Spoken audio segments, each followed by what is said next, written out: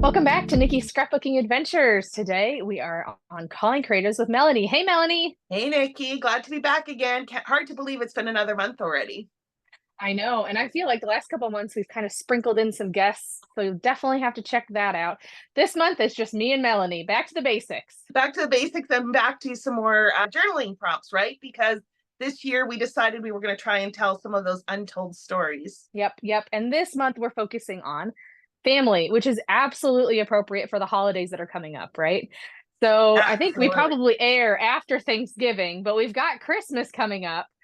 So lots of family time the next 2 months. Right. I Go hope you for it. guys all had like a wonderful holiday and you've got some stories that you want to tell over the holidays. So I guess my first prompt is, what is a holiday tradition you do with your family? Oh, that's a good prompt. And that can be for Thanksgiving, that can be for Christmas, but it can also be for just like summer vacations, even. Mm-hmm. Yep. So you have a wide variety of topics that you can choose from. One of my favorite traditions when we were little is going out on the boat for 4th of July and watching the fireworks on the river. Oh, nice. Have you Mhm. documented that story? I have not. I need to, but it's like, you see fireworks and they're all just kind of the same. But because you're on the river, it ricochets and is so much louder. It's really cool. Oh, interesting. I've never done that before. So Mhm. maybe something to check out in the future. Yes. So, what's one of your family prompts, Melanie? Well, actually, before we get off of this, I just wanted to talk about this whole idea of family traditions. I actually did, was it 2 years ago now? I think it was 2 years ago for December Daily, which, by the way, on Wednesday, we're going to talk about all these special projects. So be sure to head over to my channel so you can hear how we tackle that topic. But a couple of years ago for December Daily, I actually did a journal of all the not traditions that my family doesn't do. So it was a different approach, right? So, you think of the stereotypical Christmas traditions and how many of them do you do, don't you do, and why. So that would be kind of Mhm. fun to document too. At least I had fun documenting it. Yeah, I refuse to do the elf on the shelf. It's too much work. Yeah. Yeah. I don't know what Bob started that, but I'm like, why did you do that? You would have some cute stories to tell, I'm sure. Oh, absolutely. But how much work is it to change the elf's position every day? And then you do it for years and have to come up with new ideas? Like, no, Yeah. no. Someone needs to do a video channel for Elf on the Shelf that people can just show their kids. Yes. Look, this elf visited this person's house and they did some crazy stuff, didn't they? And then that way the elf could show up at your place for like 1 or 2 nights. But then the rest of the Mhm. nights he's over at somebody else's place, right? So, Yes. you know, That's a good idea. We should talk spread about that in the elf community. yeah, spread it out a little bit. Yes. So you were asking what prompts I have down. So one of my things is family ancestry. So I have a bunch of photos that my parents have scanned that I would like to get into scrapbooks. Um, I've also done the 23andMe test, and that had some interesting results that I was quite surprised at, which, given what I know of my family history, I'm pretty much knew I was like 100% European. I was pretty sure I was from the French German area of Europe because that's how they classify where the Netherlands fall. And I was expecting to come back like 99% French German, right? And it came back that I was 24% Scandinavian. So that was a little bit shocking. I was like, where did that come from? Because it's such a large. So my theory is that most Dutch people are significantly Scandinavian, and it probably explains the blonde hair, blue eyes, Hmm. that kind of thing. But yeah, that was a little bit of a shock. And I'm going to claim my 1.8% Italian. That's funny. Yeah, my grandpa did that, and he was shocked too because we thought we were all German. No, we were mostly Scandinavian. Okay, Hmm. interesting. So, especially with the last name of Weiser, Weiser, Yeah, with the yeah, way that you spell it, we thought yeah, we were German for sure. yeah, But, there was the World War there where people probably changed their names if they were blonde hair and blue eyed. yeah, They yeah, wanted to be German. So who knows if maybe we had yeah. ancestors that had a different name. Yeah. Well, we're not talking like massive differences in geographic location either, right? And Right. and a lot of them were seafaring and would have traveled up and down that kind of European coast. So it totally makes sense. But yeah, I was just kind of surprised. Now, it didn't tell me what type of Scandinavian, as if I was Norwegian or Swedish or any of that kind of stuff, but Mhm. which tells me it's probably more this kind of melting pot generic that's been inherent to the Dutch population for many years. But anyways, that was my Mhm. little wow, I didn't expect that. Yeah, so have you documented your 23andMe experience or not I yet? haven't. So that this Mhm. is definitely why I put that on the list, because I really would like to talk about that.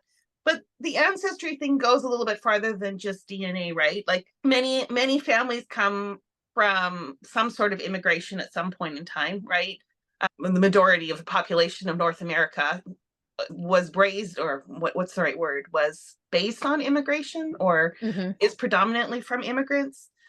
And so it would be interesting to know where your familial roots are from, and how does that impact your life today? Or maybe you're so many generations down already that there is no impact anymore.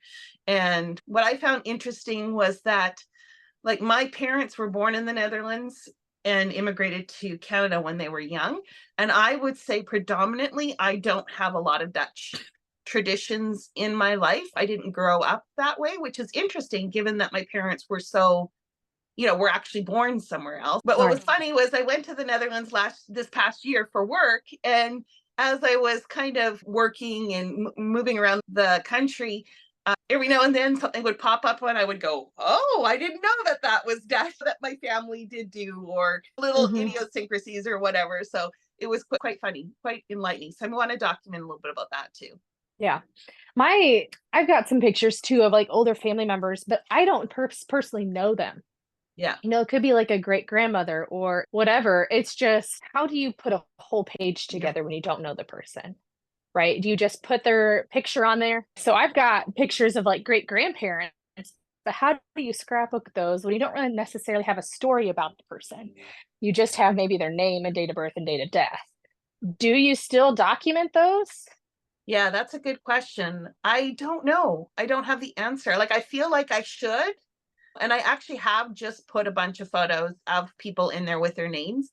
But I think what would be interesting from a journaling perspective is if you did some sort of like what if kind of journaling. Like, looking at this picture, this woman looks like she would be kind Hmm. or stern or whatever. And then based on the stories I heard from my mom talking about her grandmother, I know that this is what she was like, or something like that. You could do something like that. I don't know. I guess for our viewers, have you documented past ancestors where you don't have a direct connection with, and how have you approached it? Yeah, and I definitely have those kits that are like ancestry kits. Simple Stories came out with like an ancestry a couple years ago that I've got. Uh, oh, Minte, I think is that they had like a grandma's attic Uh-huh. collection. I thought that would be kind of fun to go through and like, okay, if I were to go into my grandma's attic, what kind of things would I find? Right, right. And who are these people? And I think that there's something that could be said, that you could just say, look at, I don't know who this person is, but I know that, my grandmother cherished this person enough to keep this photo for this many years, right? Or the other thing is you could look for family traits. And that was actually one of my other prompts, right? Like, if you can see someone's smile or their eyes or their some sort of physical trait that has carried through the generations, that might be a great way to incorporate them into your documenting. You could talk about how we have a very prominent nose in our family, and you can Right. see it through all these generations, and then include those photos in there. So yes, you're not telling a story about them per se, but you're still connecting them to you as a family. Yeah. The other thing you could document about ancestry is like those generational pictures where you're able to get like grandpa, dad, son, and then grandbaby. We've got one of those. It's not my family, but it's like my cousin with my grandpa. So it Right. was really cool. That is really cool. I love those multi-generational.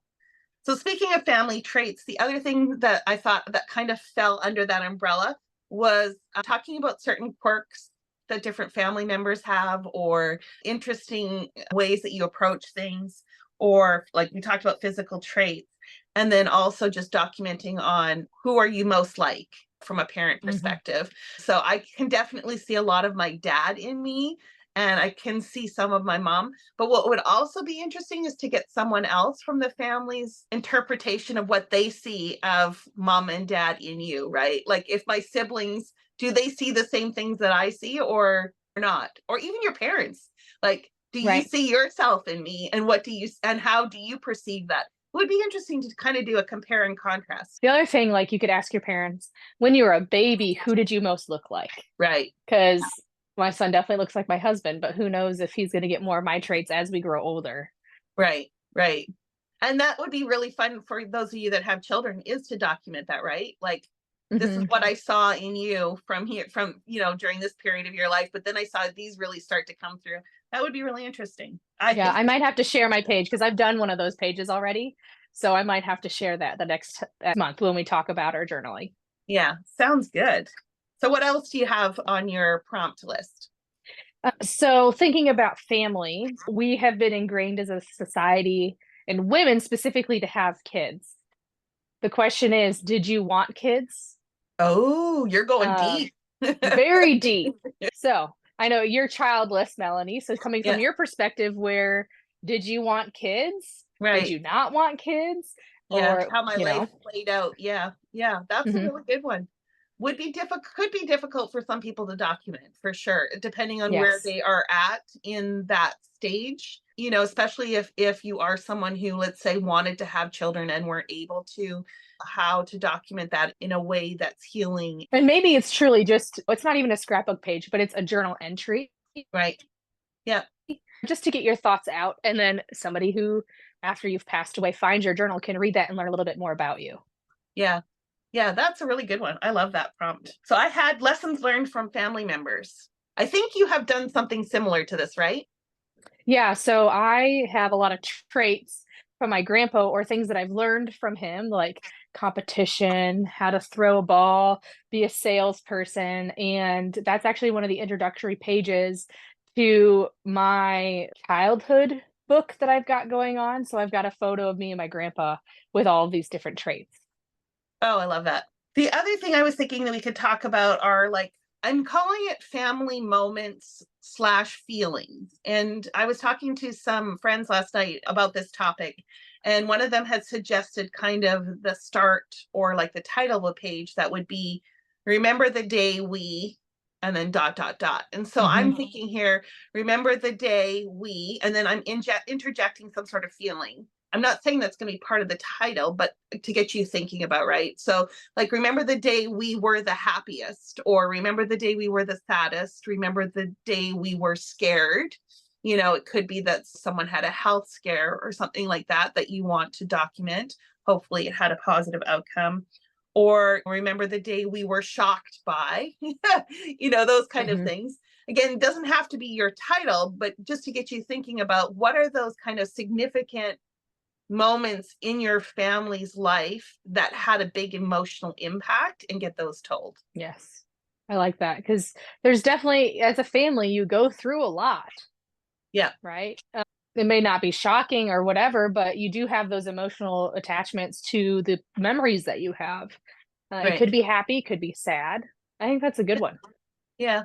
And it could be even at this point in time, we thought this was the happiest we would ever be. But now, 5 years later, it's even better, right? Like, you could even kind of do that Hmm. compare and contrast of what those moments look like. The other thing I had on here was one that I want to tell the story. This is specific for me. It's just document something that you found out about your family later on in life that you Hmm. probably should have known your whole life, but somehow didn't. And it doesn't have to be scandalous or anything like that. But for instance, I was talking to my mom and she just said, oh, yeah, when, my grandpa was sitting on the front porch and blah, blah, blah. And I looked at her and I went, your grandpa was in Canada? Believe That's me funny. or not. So I didn't know that he had moved to Canada. I thought he had remained behind in the Netherlands when my mom and her parents immigrated to Canada. So I was completely shocked. I think he's even buried, like, he even died and was buried in Canada. And I'm just like, how did I not know this? Hmm. Hmm. Oh, One thing that I would like to document, you were talking about burials, is where people are buried. oh, that's a Because, good one. you know, I don't know where my great grandmother was buried. I know where Yeah. my grandma was buried, kind of, but I would like to have like a lot number and that kind of thing. Now, with the internet, they actually have some people who are really invested in the burial sites and will like list out the names and the plot locations for you online. So it's a matter Okay. of knowing that person's name and then going to find it. Okay. Interesting.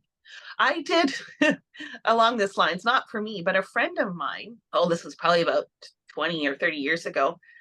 We were driving through the US, and she's like, "Oh, we need to stop in this town." She says, "Because I think I have some relatives that were buried here." So we actually went and visited a graveyard and found the old plots.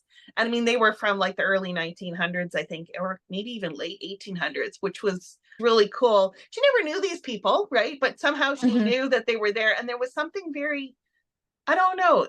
I don't know what the feeling is, but like you don't know these people, but because you know they were family, you still somehow feel connected. Does that make Mhm. sense? It just was a very interesting experience as someone who was observing it. Yeah. Yeah. I need to go. They're in different states, so it's hard to go and visit. But the next time I go and visit, I need to actually go to the grave and send some flowers and just Yeah. be there for a Just little bit. remember, right? Just remember that they were here and they're part of who you are.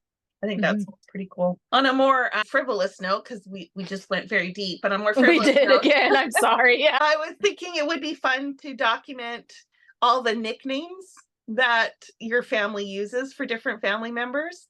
And possibly if you know the origins, like where did they come from? Like why is so and so called, whatever. Yes. My dad always likes to shorten my name. Oh, So I'm okay. I'm I'm Nick for whatever reason. Yeah, yeah. And Easier sometimes to say than Nikki, but like it's yeah. really not. Which is interesting because a lot of nicknames will end in the E sound, right? Like that's how Mhm. they get quote unquote shortened. So it's interesting. Yeah. I have a lot of nicknames for my family members. Not that anyone else ever picked up on them, but I do have a few. So I thought it might be kind of fun to document it. They'll probably be mortified that I'm putting this out there for posterity, but Oh no, it's something horrible, isn't it? Like they did one dumb thing and forever known from that, right? yeah, exactly. Exactly. Well, my name's not that great either, so Yeah. So my uncle takes pride in his name. His name is Paul Richard. And when he signs his name, it's P. Rick. okay. So he takes pride in the fact that he's a prick. Yeah, that's funny. So That I feel like I probably need to document that one, yeah, especially because there's stories with him that definitely show that yeah, nickname. yeah, yeah. Yeah, how true it is, right? I get Mhm. so my middle initial is R. So I get MR Van Delden. And so I get called Mr. all the time. Is Mr. Van Delden there? Is Oh no. Oh no. yeah. I'm like, no, there's no Mr. here. Just That's me. funny. Yeah. So did you have any other prompts? I think we've gone through my list. Going back to when we talked about before, and I was talking about my page in like things that you traits you get from people. What about inheritance?